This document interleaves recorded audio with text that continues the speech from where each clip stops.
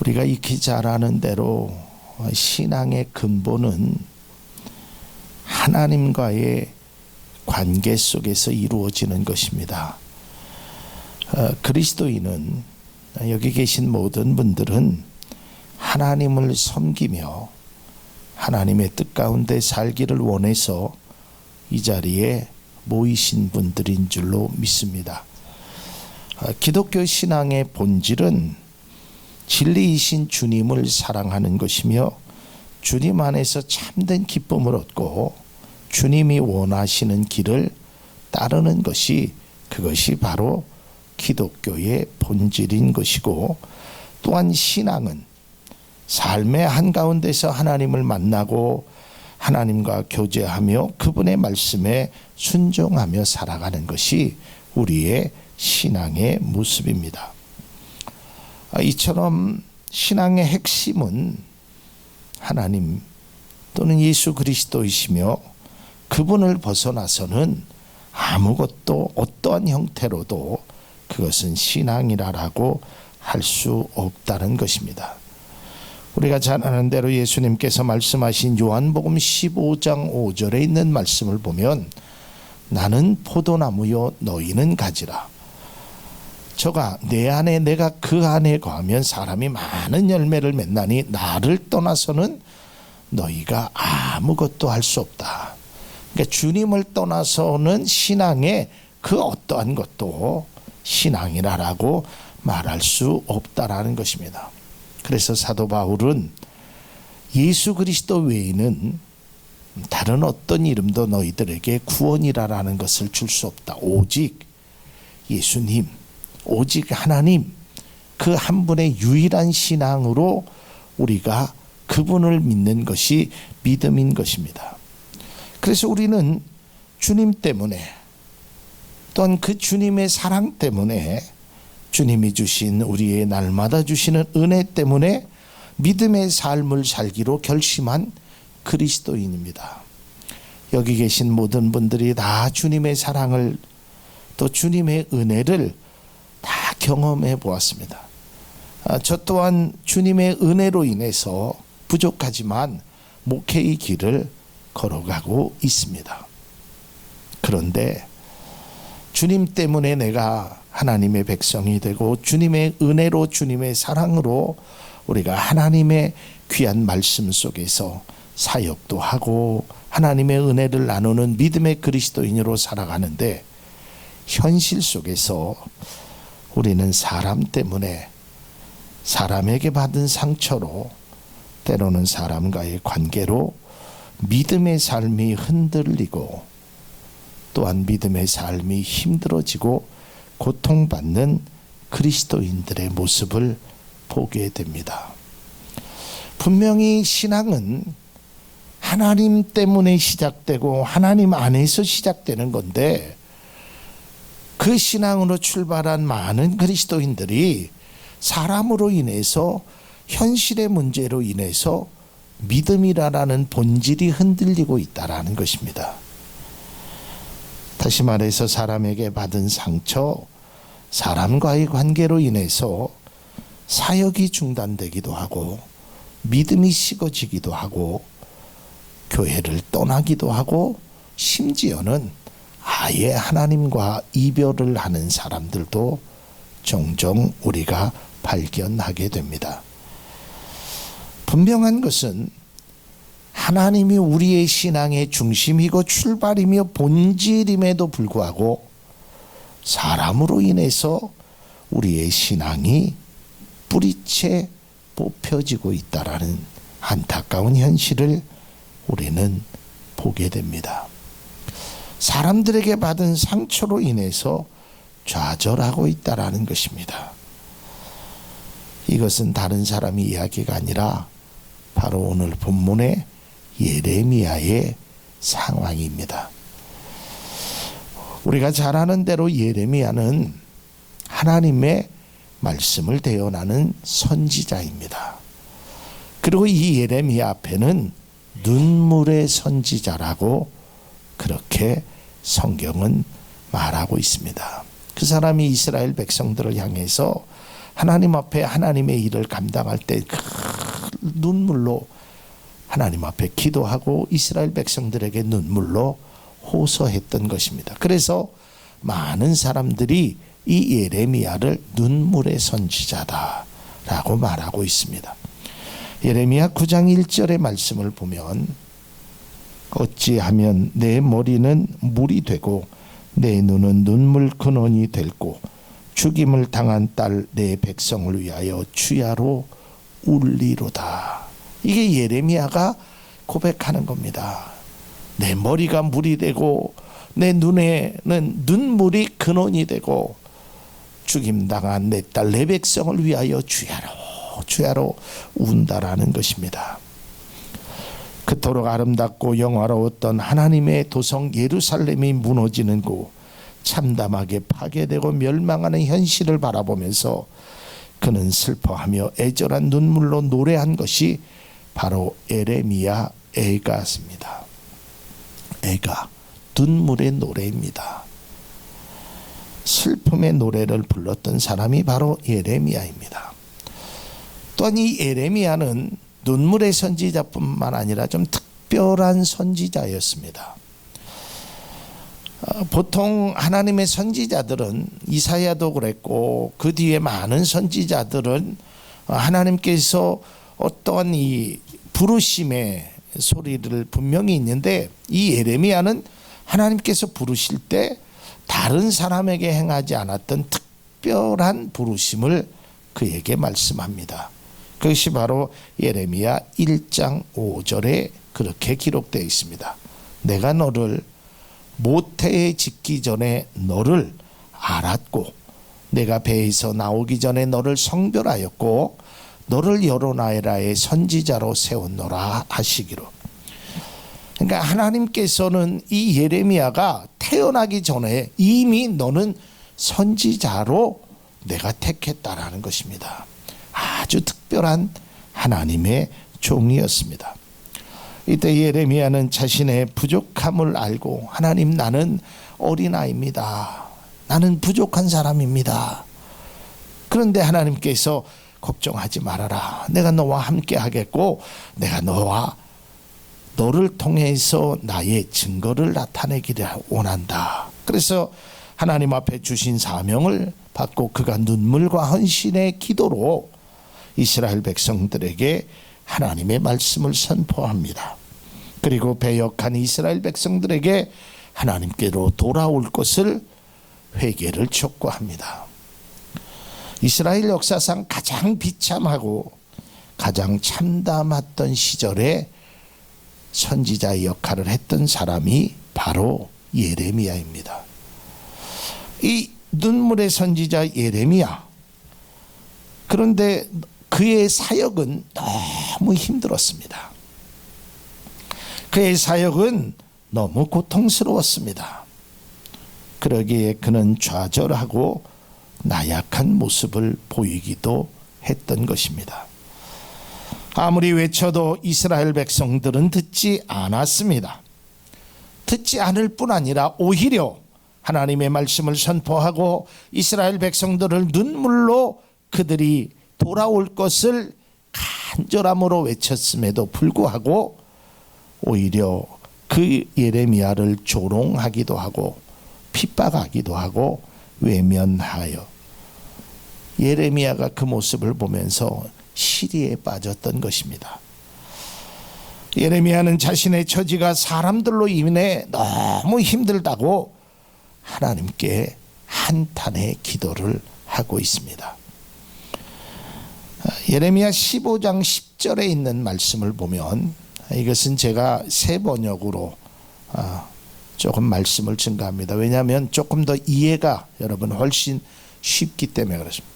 10절에 어머니 원통합니다. 왜 나를 낳으셨습니까? 온 세상이 다 나에게 시비를 걸어오고 싸움을 걸어옵니다. 나는 아무에게도 빚을 진 일도 없고 빚을 준 일도 없는데 모든 사람이 다 나를 저주합니다. 이것은 자신의 태어남을 원망하는 것입니다. 내가 태어나지 않았더라면 하나님의 사역을 맞지도 않았고 이런 사역을 맡지 않았더라면 사람들과의 이런 아픔에 문제는 없었을 거라고. 또 오늘 성경 15장 15절의 말씀을 보면 주님께서는 저를 아시니 저를 잊지 말고 돌보아 주십시오. 저를 핍박하는 사람들에게 원수를 갚아보십시오. 주님께서 진노를 오래 참으시사 그만 저를 잡혀 죽게 하신 일은 없게 하여 주십시오. 제가 주님 때문에 이렇게 수모를 당하는 줄을 주님께서 알아주십시오. 내가 예수님 때문에, 내가 하나님 때문에 이렇게 수모를 당하고 있습니다. 내가 무슨 부귀와 영화를 누리기 위해서 한 일도 아니고, 내가 먹고 살기 위해서 한 일도 아니고, 나는 하나님께서 내가 먼저 하겠다고 자원한 것도 아니고, 하나님께서 나를 불러주시고 나에게 함께 하시다 그래서 나는 그 하나님의 뜻대로 하나님의 복음을 증거하고 하나님의 말씀대로 살려고 그들을 눈물로 헌신했는데, 하나님 때문에 내가 이렇게 수모를 당하고 있습니다. 그러니 주님 좀 알아주십시오. 힘들어 죽겠습니다. 어려워 죽겠습니다. 그만하고 싶습니다. 예레미야가 자신의 심정을 토로합니다. 오늘 성경 말씀이 바로 이 말씀인 것입니다. 또한 예레미야 15장 18절에 계속해서 이야기하면 어찌하여 저의 고통은 그치지 않습니까? 어찌하여 저의 상처는 낫지 않습니까? 그리고 예레미야가 하도 속상하니까 이런 기도를 합니다. 주님께서는 흐르다가도 마르고 마르다가도 흐르는 여름철의 시냇물처럼 도무지 믿을 수 없는 분이 되셨습니다. 얼마나 힘들으면 나 하나님 이제 도무지 하나님을 믿을 수 없겠습니다. 마르다가도 흐르기도 하고 흐르다가도 마르기도 하니 내가 어떻게 해야 합니까? 왜 내 고통은 그치지 않습니까? 왜 내 상처는 낫지 않습니까? 이러한 지금의 예레미야의 모습은 이제 지쳤으니 모든 것 다 내려놓겠다는 절규의 소리인 것입니다. 마치 예레미야의 모습을 보는 것과 같았습니다. 여러분, 우리가 잘 아는 대로 예레미야는 능력의 선지자였고 기도의 선지자였습니다. 3년 6개월 동안 비가 내리지 않는 기근의 땅에 하나님 앞에 기도하였고, 그 바알의 선지자 450명, 그 도합 850명의 기도를 통해서도 비가 내리지 않자 엘리야 혼자 기도해서 비를 내리게 한 능력의 선지자였습니다. 그랬던 그가 열왕기상 19장 4절에 이러한 모습의 기도를 합니다. 자신은 홀로 광야에 들어가서 하루길을 더 걸어 어떤 로뎀나무 아래로 가서 거기에 앉아서 죽기를 간청하며 기도하였다. 주님, 이제는 더 바랄 것이 없습니다. 나의 목숨을 거두어 주십시오. 나는 내 조상보다 조금도 나을 것이 없습니다. 하나님의 능력을 나타냈지만 자신을 죽이겠다는 이세벨로 인해 도망가고 좌절하는 바로 엘리야의 모습과 같이 예레미야도 같은 모습이었습니다. 이스라엘 백성을 위하여 눈물로 기도했고 모든 것을 내려놓고 오직 하나님의 사명을 달려왔던 이 예레미야, 하나님께로 받은 그 복음의 사명에 하나님의 은혜에 감사해서 그 열심을 다하여 결혼도 하지 않았습니다. 예레미야는 오직 복음을 향하여, 하나님의 말씀을 향하여 백성들에게 눈물로 호소하고 눈물로 기도했건만 변화는커녕 더 악해지고 있다라는 것입니다. 아마 예레미야는 하나님께서 그를 불러주셨고 하나님께서 그를 통하여 역사하신다고 약속하셨으니까 내가 이스라엘 백성들을 향하여 이렇게 헌신하고 이렇게 기도하면 아마 그들이 돌아올 것이다. 나처럼 하나님의 백성이 돼서 우리가 함께 무너져가는 예루살렘 성도 일으켜 세우고 무너져가는 신앙도 우리가 바로 세울 거라는 아마 희망이 있었을 것입니다. 그런데 그의 기대와는 다르게 유다 백성들은 그의 은혜의 복음, 그의 눈물에 아무런 반응을 보이지 않았단 것입니다. 오히려 자신을 조롱하기까지 했다라는 것입니다. 예레미야는 자신이 하나님으로부터 복음의 사명을 받았을 때 그 사명이 어느 정도 어렵고 힘든다는 것은 예상했습니다. 그래서 자기는 할 수 없다라고 했습니다. 그런데 하나님이 할 수 있다라고 내가 너와 함께 하겠다고 해서 감당했던 그 길이었습니다. 그런데 이스라엘 백성들의 차가운 시선과 싸늘한 반응에 실망되었던 것입니다. 실망과 좌절을 느끼고 하나님 앞에 정말 눈물의 하소연, 눈물의 기도를 드리는 것입니다. 저는 아주 어려서부터 신앙생활을 해왔고 또 전도사 때부터 사역을 하면서 많은 성도님들의 모습을 보았습니다. 분명히 제가 앞에 말씀드렸듯이 우리의 신앙의 출발은 하나님이었고 하나님의 기적과 하나님의 은혜와 하나님의 사랑으로 많은 분들이 하나님께 감사하며 때로는 사역의 현장에 때로는 믿음의 현장 속에서 주님 사랑합니다 라고 고백하고 달려갑니다. 그런데 그분이 갑자기 힘들어하는 모습을 보게 됩니다. 그렇게 열정적이었던 사람이 싸늘한 반응을 보이기 시작합니다. 그런데 문제는 하나님이 그에게 상처를 준 것이 아니라 하나님께서 그에게 늘 동일한 모습을 보였는데 은혜는 하나님 앞에 받고 상처는 사람에게 받습니다. 물론 상처를 받을 수 있습니다. 그런데 그 상처로 인해서 하나님과의 관계가 점점 멀어지고 있는 모습을 때로는 목격하게 됩니다. 인간적으로 이해는 됩니다. 얼마나 힘들었으면, 얼마나 괴로웠으면 그럴까.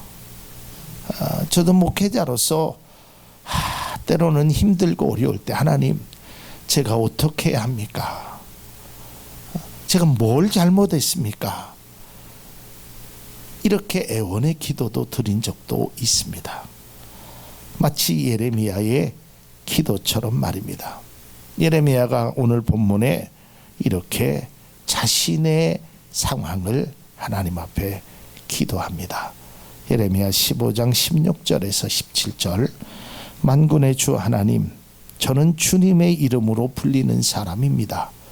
주님께서 저에게 말씀을 주셨을 때 저는 말씀을 받아 먹었습니다. 주님 말씀은 저에게 기쁨이 되었고 제 마음에 즐거움이 되었습니다. 이게 이제 신앙의 출발 아니겠습니까? 그런데 17절에 저는 웃으며 떠들어대는 사람과 함께 즐거워하지 않았습니다. 여기서 웃으며 떠들며 즐거워하는 어울리는 이거는 죄악을 얘기하는 것입니다. 그런 사람과 나는 함께 있지 않았습니다. 주님께서 채우신 분노를 가득 안은 채로 주님 손에 붙들려 외롭게 앉아 있습니다. 그러니까 내가 하나님 때문에 외롭다는 겁니다. 내가 하나님의 말씀을 먹었을 때는 기뻤고 즐거움이 있었는데 오히려 그 떠드는 사람과 내가 함께 있었다면 이렇게 외롭지는 않았을 텐데 차라리 죄악된 세상 속에서 살면 억울하지는 않았을 텐데 하나님, 저는 혼자 있습니다. 이러한 예레미야의 모습은 우리가 믿음 생활하다가 간혹 경험하게 되고 그 경험으로 인해서 부딪히고 고민하는 그런 문제 중에 하나라고 생각되어집니다. 그리스도인 중에 사람으로 인해서 상처를 받는 많은 분들이 있습니다. 우리 교회에도 그 전에 보면 사람으로 인해서 상처받는 분들도 있었습니다. 나름대로 최선을 다했습니다. 열심을 다했습니다. 그런데 칭찬은커녕 격려는커녕 오히려 비난과 조롱을 당할 때 참 힘들어지는 것입니다. 만일에 여러분들이 이 예레미야의 이러한 상황이 되면 여러분들은 어떠한 선택을 하시겠습니까? 오늘 홀로 외로이 좌절과 시련의 모습을 보고 있는 예레미야, 그 예레미야를 향하여 하나님께서 위로를 주십니다. 이게 이제 신앙의 깊은 은혜입니다. 그러니까 예레미야는 낙심하고 있을 때 하나님께서 위로를 해주십니다. 그런데 제가 생각하는, 아마 우리가 생각하는 그런 위로가 아닌 이런 말씀을 하십니다. 19절에 이렇게 주님이 말씀하십니다. 나 주가 말한다. 내가 돌아오면 내가 너를 다시 맞이하여 나를 섬기게 하겠다. 또 내가 천박한 것을 말하지 않고 귀한 말을 선포하면 너는 다시 나의 대변자가 될 것이다. 너에게로 돌아오야 할 사람은 그들이다. 내가 그들에게 돌아가서는 안 된다. 이게 왜 위로냐면 사실 이것은 하나님께서 예레미야에게 책망하는 내용이라고도 볼 수 있지만 저는 이게 위로라는 것입니다. 이 말의 깊은 의미는 예레미야야, 네가 틀린 게 아니다. 네가 잘못한 게 아니다. 그 사람들이 잘못한 거다. 그러니 너는 그 사람에게로 돌아가지 말고 나에게로 오라라는 겁니다. 하나님에게로 오라라는 것이에요. 이게 예레미야에게 얼마나 큰 은혜인지 모릅니다. 여러분, 가끔 내가 때로는 사람을 통해서 어떤 환경을 통해서 하면 나도 그렇게 살란다. 그냥 편한 대로 살란다. 나도 거짓되게 살란다. 하고 하나님을 버리고 세상으로 가는 사람들도 때로는 있다는 것입니다. 또한 하나님을 버리지 않는다 그래도 우리가 믿음의 삶을 살면서 때로는 세상의 사람들이 법을 지키지 아니하고 세상의 방법대로 살아가는 사람들을 보면서 나는 성실하게, 나는 최선을 다해서, 나는 정직하게 살았는데 사람들이 나를 칭찬하기보다는 오히려 저 거짓된 사람들에게 더 많이 가는 것을 보고 내 것을 포기하고 나도 그 사람처럼 살련다라고 하는 것은 바람직하지 않다라는 거예요. 내가 천박한 것을 말하지 않고 귀한 말을 선포하면, 이 말은 거짓된 말을 선포하지 아니하고 하나님의 말씀을 선포하면 내가 다시 너의 대변자가 될 것이다. 네가 말한 것이, 네가 행동하는 것이 예레미야야 틀린 것이 아니다. 그러면서 주님께서 그에게 위로하고 있습니다. 절대로 그들에게로 돌아가면 안 된다. 그들이 너에게로 돌아오게 해야 된다. 비록 그 길이 힘들고 그 길이 어렵고 그 길이 정말 좌절된 길이라도 너는 그 길을 걸어야 된다. 그러면서 예레미야에게 다시금 이런 말씀을 하십니다. 20절에 내가 너를 튼튼한 놋의 성벽으로 만들어서 이 백성과 맞서게 하겠다. 그들이 너에게 맞서서 덤벼들겠지만 너를 이기지 못할 것이다. 내가 반드시 너와 함께 있어서 너를 도와주고 너를 구원하여 주겠다. 나 주의 말이다. 하나님이 예레미야에게 그렇게 위로하는 거예요. 아마 제가 모르긴 몰라도요, 여기 계신 저를 포함해서 모든 분들이 신앙생활하면서 사람에게 상처를 안 받은 사람은 아무도 없을 것입니다. 또 우리가 기억나지 않아서 그렇지 나 또한 다른 사람에게 상처를 준 일도 분명히 있을 것입니다.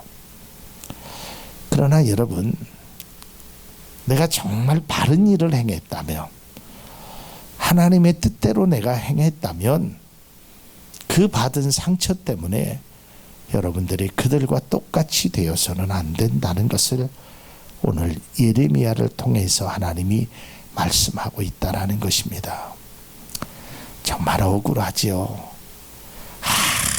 나는 교회 일을 위해서 내 것까지 다 포기하고 내가 먹고 싶은 것도 먹지 않고 내가 쓰고 싶은 것도 쓰지 않고 하나님을 위해서, 성도를 위해서 애쓰고 힘썼건만 오히려 나를 조롱하고 나를 핍박하면 화나죠. 그러나 여러분, 화는 나더라도 여러분들이 행하신 일이 바람직한 일이고 귀한 일이라고 세상의 사람들은 인정하지 않아도 우리 하나님은 인정하신다는 것을 꼭 기억할 수 있기를 바랍니다. 그래서 내가 그들이 아무리 그래도 너를 이기지 못하게 할 것이다. 그들이 덤벼도 너희들을 튼튼한 노쇠 성벽으로 만들어서 내가 그렇게 하겠다라고 말하고 있다는 것입니다. 그래서 하나님은 이 예레미야에게, 예레미야야, 네가 잘못한 것이 아니다. 그들에게 문제가 있다라는 것을 명확하게 말씀하고 있습니다. 그러면서 그들에게 돌아가지 말고 네가 지금까지 한 일을 포기하지 말 것을 말하고 있다라는 것입니다. 예레미야 15장 11절에도 예레미야의 기도에 주님께서 이렇게 말씀합니다. 주님께서 말씀하셨다.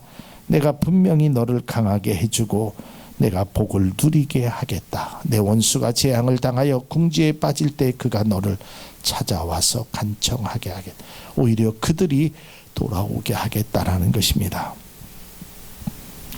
이 자리에 예배드리는 사랑하는 성도 여러분, 여러분들이 혹시 믿음의 길을 걷다가 상처를 받고 좌절하고 실망하고 계시지는 않습니까?